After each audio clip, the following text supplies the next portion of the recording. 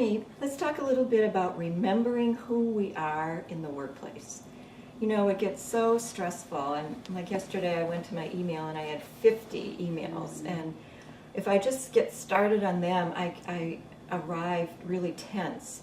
So what I've learned is that if I calm myself down in the middle of the day or in the middle of an experience, God sometimes even stretches time so that when I go to my emails, if I'm calmer, I can be more effective and more efficient. It's kind of amazing how God works that way. So let's talk a little bit about ways that we have found that really help us to be calm or to be more in God's presence in the middle of really busy times. Well, I learned something new just about 6 months ago at a place that I'm working with people in recovery, and it's the word pause. Like a dog's paws? No, like pause. Oh. Yeah, take a moment. And so the pause is an acronym for practice awareness until the Spirit emerges. And I just really love that, those steps in that. And so I had an opportunity to use this. So I've just been taking this into my head and my heart, and I think I am someone who pauses, but there's just something about the words of this. And I was going to work to this very place where I learned this, go figure, about last time I was there. And I walked in, and I was going to be co-facilitating with somebody that I hadn't facilitated with before. And I walked in, and he said, "I'm the lead, but could you be the lead today?" Whoa. I don't want to be the lead. You be the lead. And I had just walked in the door, and I just remembered pause. So I just took a breath, and I didn't respond right away. And then I said, "I'm not sure about that." And he goes, "Well," he told his little story, and I said, "I'm not sure about that."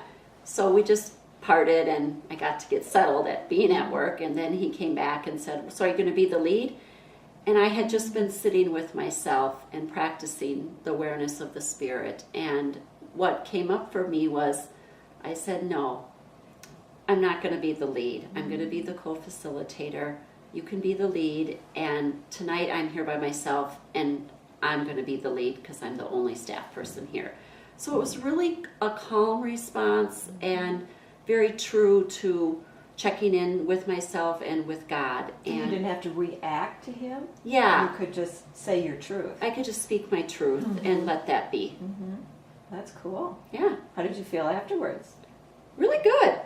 Yeah, I just felt like it went smooth, and it didn't even feel like a relief because I didn't feel worked up about it. That's amazing. Yeah. So what else works for you? Well, I have a little behind the wheel type of a practice that I do because most places that I go for work or for other things, I drive a lot. A lot. So I have a thing where I anticipate where I'm going, and then on the way back, I practice gratitude. So as in, like coming here today, I was in my car, and I like to start with silence because it just kind of sets the tone for where I'm going. And I just kind of picture where I'm going and what is the space like. And I was thinking, wow, I'm coming to a place that's very spacious and the Spirit is present. And I was thinking, that's going to be really nice. And I'm going to be sharing with Janet, who I just love, and we're going to be talking about things that are meaningful and stories in our lives. So I just anticipated it being wonderful. And most places I'm going, I'm listening to people's stories and being present to people's life and to where God is showing up. So on the way home, I practice gratitude. Even when it didn't go so well? Well, yes, I have two things that I do, and I'm someone who can kind of see the glass half empty. I just have a bend towards that. So practicing gratitude is really good for me. So when I leave, like especially like the retreat where I work, I think about the stories that I heard that day and the vulnerability of the people that are sharing the painful things in their lives, and what courage that takes, and what a blessing it is to be in a place where stories and transformation is happening, and also seeing how God shows up. You know, that God is the one doing the work, And then when some things are really heavy, because I do hear heavy things, I have to practice letting go. Oh, for sure. So I have to let go and say, you know, God, I need to let this go to you. Or this person really, their story really kind of hooked into mine. I need to let that go on the way home so that I can kind of release really what isn't mine to carry.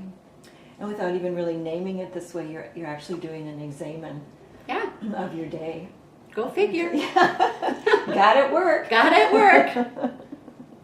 So Janet, I'm sure you have some things that you also I need a lot. pay attention to. Yeah, well, one that I've learned, like you said, you learned something new in the last couple of months. I learned one from a friend of mine a few months ago, and it's called a sounding, and it's the word comes from ships and boats that have to do soundings to find out how deep the base of the water is, so whether it's safe to travel. And so I just go down deep into myself, and I'll just do it now. I go down to my solar plexus, and I close my eyes. And I just check in with myself and with God. And so when I went down, I felt a little bit of anxiety because we're doing this on tape. But then it shifted to knowing that God is present and that this is so easy to do with you because we're such good friends and we've worked together a lot. So that makes it more fun than scary. And then I can just come back up and resume what I'm doing. That has really been helpful to me. And you can just do it at a moment's notice, and it doesn't take very long to find out where you are with yourself. That sounds like just a sweet moment with God. It really is a sweet moment with God. Yeah. And it can just cause a shift. And then the other thing that I do is I use my prayer beads. I have these wonderful prayer beads, and they're not very large, and they're from China. I got them actually in China. And they're very high texture because they're wood. And then when I touch each one, I believe and I hear God speaking to me instead of me speaking to God. So as I go around them, I say, your entire life is in my hands as God speaking to me. And it all unfolds as I intend. Whoa. Your entire life is in my hands, and it all unfolds as I intend. And then when I get to the bead that's like a marble, that's smooth, then God just invites me to look in his eyes.